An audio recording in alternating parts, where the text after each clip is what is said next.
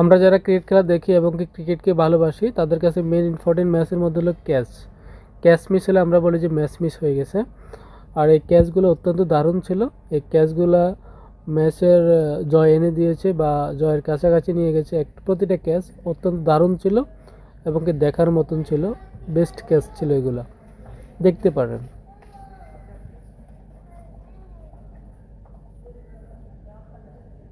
অনেক দারুণ ক্যাচ, মানে এরকম ক্যাচ ধরলে যে শুধু বেস্ট বলা হয় তা না, বেস্টেরও বেস্ট।